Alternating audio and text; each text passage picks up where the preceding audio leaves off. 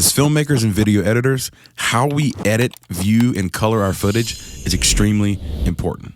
Being able to accurately see the colors and exposure of your footage is essential in the editing process. When it comes to the best monitors for video editing in 2022, I found the answer.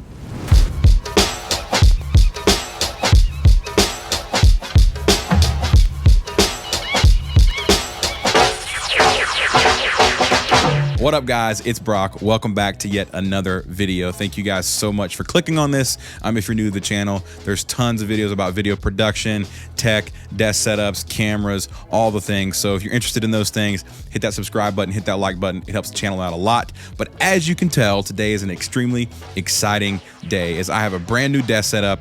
And today I am focusing specifically on why I chose the Dell U2720Q as my video editing monitor of choice, and why I actually bought two of them and not just one. Primarily for the last 5 years, I've been editing on iMacs and MacBooks, and that means I've been using built-in displays. I've been using the Retina 5K iMac, so the built-in Retina display there, or the built-in displays on the MacBook Pros, and they're amazing, they're great, right? But when you move to something like a Mac Studio, which is what I've moved to now, that means you gotta buy a monitor, and I've not been shopping for monitors in years, so I had to learn about every model that was out there and figure out which one was gonna be the best for me. Now I'm gonna go ahead and say that this is not gonna be a super technical video. I've done the research on the technical side. There's plenty of videos out there explaining the color accuracy, all those things for these monitors. I'm gonna give you kind of the quick version of that kind of thing and then dive into why these were the ones that I chose based on everything else that was out there on the market. So when I first started looking, ironically, the Apple Studio display had just come out recently with the Mac Studio. You had the Dell, which is the one that I bought, and then you have plenty of other offerings from Asus, from BenQ, from Samsung. There's plenty of monitors out there on the market. There's no shortage of that. And all the specs and the features and the claims can be overwhelming and can be confusing. And so I had to start from scratch and figure out, okay, what is even out here? What falls into the video editing category, video production category? Okay, and then now how do these fit into my budget? So when it came to my criteria for a display, I wanted a 27-inch display. I wanted 4K resolution. I didn't care about high refresh rate, so 60 hertz was fine. And I wanted extreme color accuracy, or as good as I could afford.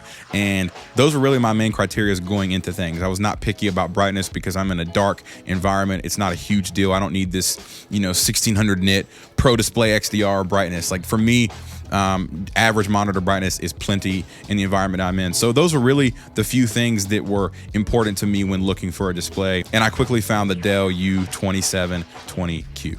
So after all of my research, it really came down between the Dell and the Apple Studio display. They're both 27-inch monitors. They're both 4K resolution or higher, with the Studio being 5K. They both are LCD panels. They're both 60 hertz. They both offer adequate brightness, the Apple Studio display being much brighter than the Dell, but they offer adequate brightness for my environments, all that I would need.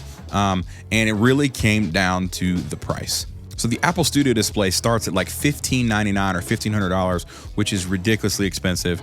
And the Dell I was able to find on sale, bars, and I was able to get it for like $400, like almost $400. It was like $380 some, which is a crazy good deal because normally these monitors go for almost $600, $550, $600 around there. So I quickly realized that the answer was going to be go with the Dell over the Apple Studio display, with the big reason mainly being price. Another small but also kind of important reason for me buying the Dell over the Apple Studio display is the Dell has thinner bezels, and I wanted to get two of these monitors and have them side by side with the least amount of bezel in between. And so another reason that I went with the Dell was for that, because the bezels are like super thin. It makes your content very immersive. It makes editing very immersive. You don't have these chunky, ugly bezels sticking out. So another win for the Dell. So really the decision came down to what is the best value. I like figuring that out. It's something I always look for, is what is the best value in a product before I buy it, and the different options on the market, the different competitors. And the Dell is just a way better value than the Apple Studio display, in my opinion. Now, the Apple Studio is a great display. It has better build quality, it's brighter, it has a higher resolution,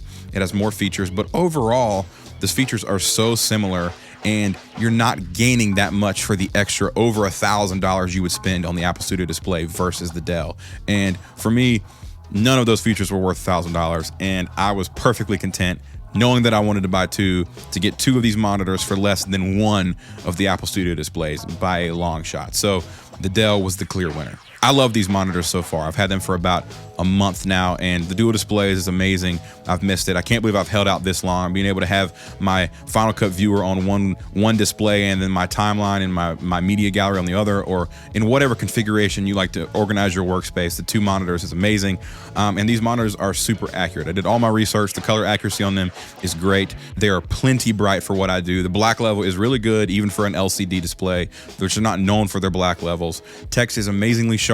The pixel density is great for a monitor in this price range, and this is saying something coming from someone who's using also a 16-inch M1 Max MacBook Pro with the mini LED display. Like, that's a much better display than these Dells on paper, and they honestly hold their own. So I would definitely say that this is the best monitor that you can buy for video editing in 2022, especially when it comes to bang for your buck. Yeah, these monitors are not cheap by any means, but compared to everything else on the market, they are by far the best value, in my opinion, for what you get: the color accuracy, the brightness, the quality of the displays. And if you're going to use them on a stands, their built-in stands are great. You can go full vertical, you can go horizontal. There's plenty of options, and honestly, they're just the best value on the market for video editing in 2022. I know they've been out, but they're still the best.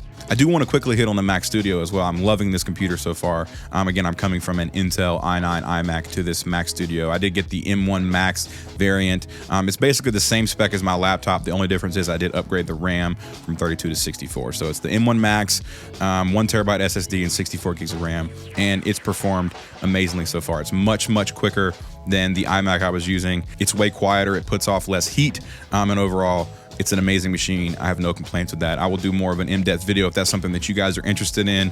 But there's plenty of videos out there on the Mac Studio, so I really wanted to focus on the monitors and why I went with what I went, because for a video editor and a cinematographer and a filmmaker, your monitor is very important, especially if you're shooting and editing your videos. You need to be able to trust what you see on the screen and know that it's going to be an accurate representation of what other people will see when they watch your content or watch your film. So I'm very happy with my purchase. If you guys have any more questions, let me know in the comments. I'll be glad to discuss down there. If you got a better option that I missed, let me know. I'd love to hear from you. But again, thank you guys so much for watching. As I always say, I really appreciate you. We're closing in on 1,000 subscribers, and that means giveaway time. So stay tuned. Make sure you turn on notifications, hit that subscribe button, hit the like button, so you can keep up with all the details of the channel. Make sure you don't miss the giveaway. I'll be announcing details about that as we get closer to 1,000. But again, thank you guys for building this community and joining me on this journey. I really appreciate it. But that's all I got for this one. I'll catch you in the next one.